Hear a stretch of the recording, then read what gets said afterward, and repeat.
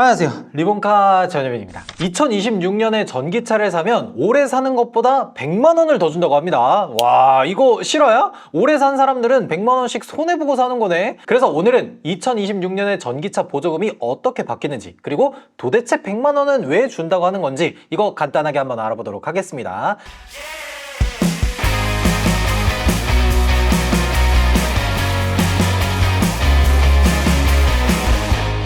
가장 먼저 내년에 전기차 보조금이 어떻게 편성되어 있는지 한번 보면요, 기본적인 구성 자체는 올해와 비슷합니다. 국고보조금 기준 최대 300만원이라고 해요. 근데 이거는 아시다시피 기본적인 보조금 산출 기준이고, 이 외에도 뭐 일회 충전 주행 가는 거리가 500km가 넘어가는지 이 수많은 기준을 잘 맞췄을 때 최대 580만원까지 받을 수가 있죠. 심지어 여기서 이런저런 뭐 조건들을 추가로 만족을 하면 인센티브 같은 것들을 더 받을 수도 있어요. 이 보조금 산출 방식에 대해서 궁금하신 분은 환경부 자료 가서 요거 보시면 됩니다. 굉장히 복잡하고 이것저것 조건들이 너무 많습니다. 이거 자동차를 구매할 때 딜러분들도 잘 모르시는 경우가 있더라고요. 정말 복잡해요. 근데 우리가 정말 궁금한 건 이게 아니죠. 내년에 내가 전기차를 구매하게 되면 보조금을 얼마나 받을 수 있냐 이거잖아요. 기본적으로 전기차 보조금은 국고보조금 그리고 지자체 보조금 이 두 가지로 나뉩니다. 이 중에서 국고보조금을 100만원 더 받는다는 거예요. 그래서 국고보조금을 최대 400만원까지 지원받을 수 있고, 올해 기준으로 봤을 때 이것저것 인센티브를 좀 추가로 지원받을 수 있는 것까지 모두 포함하면 680만원까지 지원받을 수 있다,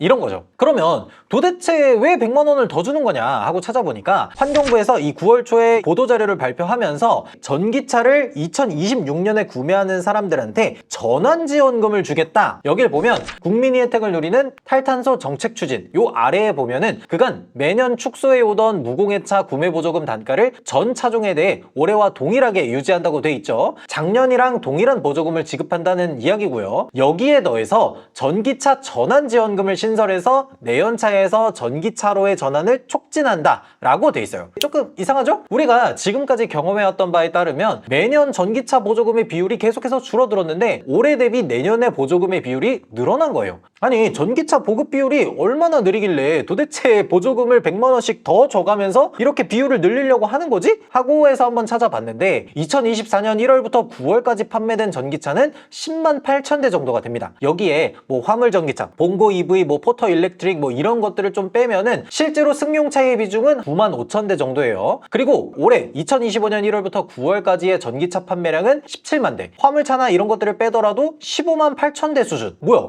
전기차 판매량이 6만 대 이상 늘어났어요. 아니, 이렇게 높아졌는데 도대체 왜 여기에다가 추가 보조금까지 쥐어주면서 여러분 빨리빨리 전기차로 바꾸세요 라고 하는지 한번 알아봤는데, 환경부에서 발표한 여러가지 보도자료를 보다가 이런 걸 좀 발견을 했어요. 2024년부 친환경차 보급 시행계획을 보니까 2027년까지 무공해차를 200만 대 이상 보급한다는 걸 목표로 한다고 해요. 2030년까지는 450만 대. 그러니까 저공해 자동차다 라고 얘기하는 뭐 하이브리드나 PHEV 뭐 그런 차량들 말고 순수하게 무공해차, 그러니까 전기차나 수소전기차 이 두 차량으로 200만 대 이상을 보급하겠다라는 거잖아요. 그러면 현재까지 몇 대가 보급됐나 보니까 2023년도까지 보급된 게 59.9만 대가 보급됐다고 하고요. 그리고 작년에 보급된 게 추산을 해보면 한 12만 6천 대, 그리고 올해 9월까지 판매된 차량이 15만 8천 대, 총 한 88만 대 정도가 보급됐어요. 그러면 2027년도까지 남은 2년 2개월 동안 친환경 자동차가 112만 대가 더 공급돼야 환경부에서 말한 무공해차 보급 목적을 달성할 수가 있다는 거예요. 우리나라에서 연간 판매되는 모든 신차의 판매량이 150에서 160만 대 정도를 왔다 갔다 합니다. 그런데 여기서 50만 대, 60만 대를 전기차로 팔아야겠다라는 목적을 가지고 지금 움직이고, 거기에 따라서 이 100만 원의 전환지원금을 추가로 지급하겠다라는 것들이 나오게 된 배경이 아닌가 싶어요. 그러면 이 전환지원금이 도대체 어떻게 지원되는 거냐 한번 보면, 내연기관 차를 교체, 폐차하고 전기차 구매 시 기본 보조금 외 추가로 지원하는 보조금이다 라고 나와 있어요. 얘를 중고차로 판매하거나 아니면은 폐차를 시켜 그리고 새 차를 전기차나 수소전기차로 구매하면 100만 원의 지원금을 추가로 주겠다라는 겁니다. 그렇게 해서 이 전환지원금으로 새롭게 추가되는 예산이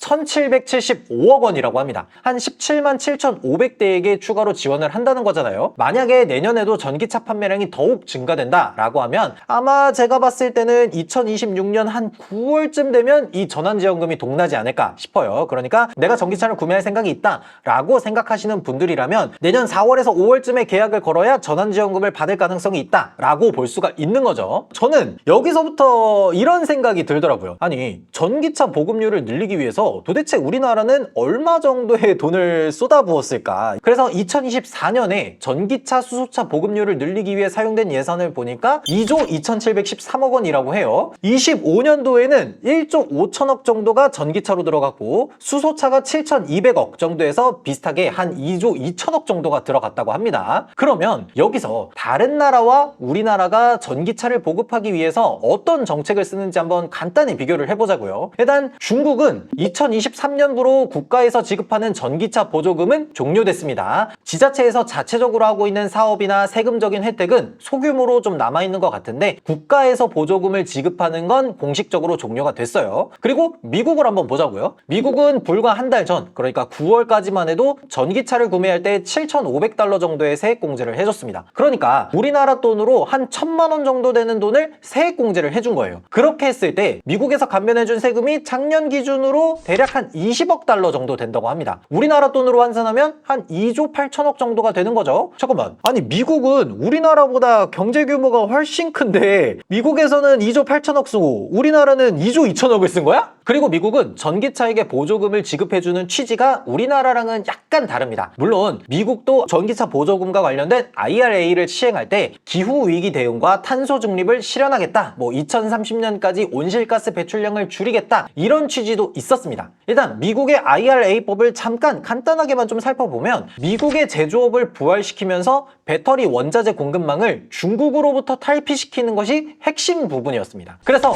전기차 세액 공제를 받기 위해서는 내가 구매하려고 하는 자동차가 미국에서 최종적으로 조립이 되었는지, 그 전기차에 들어간 배터리가 FTA가 체결되어 있는 미국의 우방국에서 체결된 광물을 사용했는지, 이런 것들을 일정 비율 이상으로 만족해야 세액 공제를 받을 수가 있는 거예요. 그러니까 정리를 해보자면 미국의 전기차 보조금 정책은 이 친환경 정책 외에 추가로 더해서 자국의 제조업 산업을 끌어올리고 중국으로부터 전기차의 패권 전쟁에서 미국이 조금 더 승리하겠다, 이런 기조가 같이 포함되어 있는 게 미국의 전기차 보조금 정책이다 라고 볼 수가 있는 거죠. 그러면 우리나라는 어떤지 한번 볼게요. 우리나라 환경 친화적 자동차 보급 시행 계획을 한번 보면 요 추진 배경에 이렇게 적혀 있어요. 초미세먼지 30% 감축, 온실가스 40% 감축. 그러면 우리나라는 전기차 보급을 늘리면서 이 소기에 제시를 했던 추진 배경, 취지, 이런 것들, 초미세먼지와 온실가스 배출을 저감시켰을까, 감축했을까 한번 살펴볼게요. 이거는 국가 발전 지표에서 볼 수 있는 우리나라 온실가스 배출량입니다. 과거부터 2022년도까지 온실가스 배출량이 쭉 나오고 있는데 온실가스 배출량이 딱히 눈에 띄게 늘지는 않았어요. 전기차가 많이 늘어났으니까 배출가스가 좀 줄어든 건가? 그러면 온실가스 말고 미세먼지를 한번 볼게요. 미세먼지가 2019년도 이때 피크를 딱 찍고 2022년도부터는 확 줄었네요. 그 이후로는 계속 일정한 수치를 유지하고 있어요. 전기차 보급률이 그래도 한 40-50만 대 정도로 쭉 늘었는데 이 미세먼지 수치 자체는 거의 비슷하게 쭉 횡보하고 있는 그런 느낌이네요. 심지어 2023년도에는 2022년도보다 소폭이지만 늘었어요. 이게 왜 그러지? 하고 좀 더 정확하게 알아보려고 몇 가지를 좀 더 찾아봤는데 UNEP에서 발표한 대한민국 서울, 인천, 경기 지역의 대기질 개선 경험과 시사점이라는 이런 보고서가 있어요. 여기에 여러 가지 온실가스나 미세먼지를 배출하는 오염원들이 쭈루루룩 항목이 이렇게 나와 있죠. 우리가 지금 중점적으로 봐야 되는 자동차를 운행하는 데 있어서 온실가스나 아니면 미세먼지가 얼마나 배출되는지, 이런 것들을 보려면 이 도로수송이라는 항목을 봐야 됩니다. 이게 우리가 자동차를 운전하면서 발생하는 이 배출가스, 오염원들이다 라고 표시해주는 항목이에요. 여기에 보면 오염물질 중에서 일산화탄소가 있는데 일산화탄소가 도로수송 부분에서 나오는 항목이 전체 총계 중에서 대략 한 25% 정도가 되고요. 그리고 차에서 나오는 것 중에 좀 안 좋은 거, 미세먼지다 라고 규정되어 있는 것 중에 낙스, 이 NOx라고 하는 요게 전체 총계 중에 30% 정도, 도로수송에서 이 정도나 나온다는 건 꽤나 심각한 문제입니다. 문제라고 볼 수가 있겠죠. 그러니까 지금 환경부에서 계획하고 있는 무공해차 보급 사업이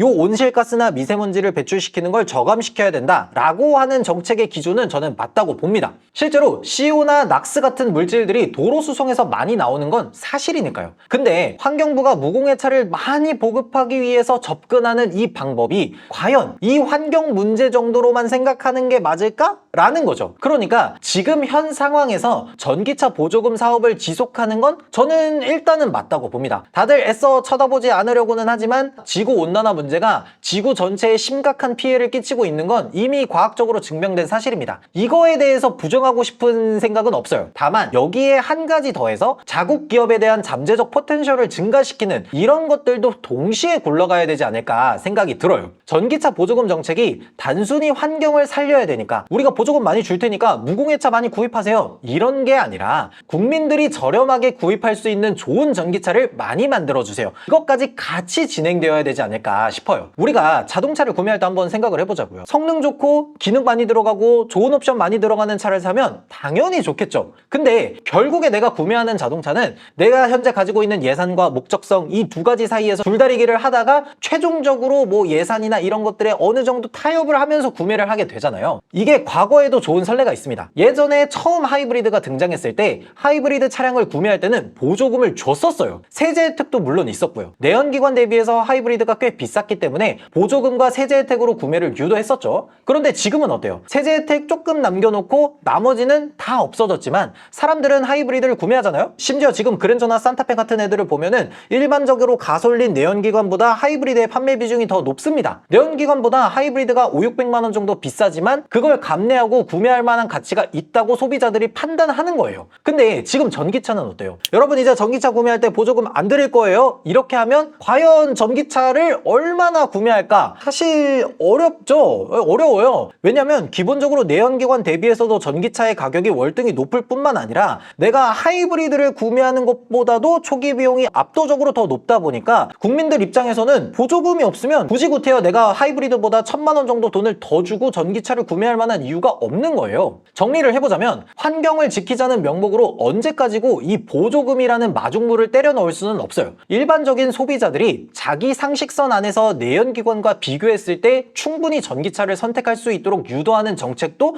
동시에 필요하지 않을까 싶어요. AS 센터 늘리고 뭐 충전기 설치하고 V2의 기능 추가하고 이러면은 인센티브로 보조금을 더 주겠다, 이런 거 말고요. 일반적인 소비자들이 보조금 없이도 전기차를 선택하고 구입할 수 있게 만들어야 되고, 이러한 일반적인 소비자들이 구입할 수 있는 전기차를 많이 내놓는 기업에게 보조금이나 세제 혜택, 이런 혜택들이 들어가야 더욱더 보급형 전기차가 늘어나고, 그런 무공해차가 늘어날수록 환경부에서는 온실가스나 미세먼지 배출을 줄이겠다는 이 소기의 목적을 선순환으로 달성할 수 있지 않나. 왜 이야기가 여기까지 흘러왔지? 여튼 좀 정리를 해보자면 내년에 전기차 보조금을 100만 원 더 준다. 그래서 전기차를 사실 분들은 조금 기다렸다가 내년에 구매하시는 게 조금 더 저렴하게 구입할 수 있을 것 같습니다. 지금까지 저는 리본카 전효빈이었습니다. 감사합니다. 내년에 이제 상품 개선해가지고서는 차값 300만 원 올린다. 불가능한 얘기는 아니지.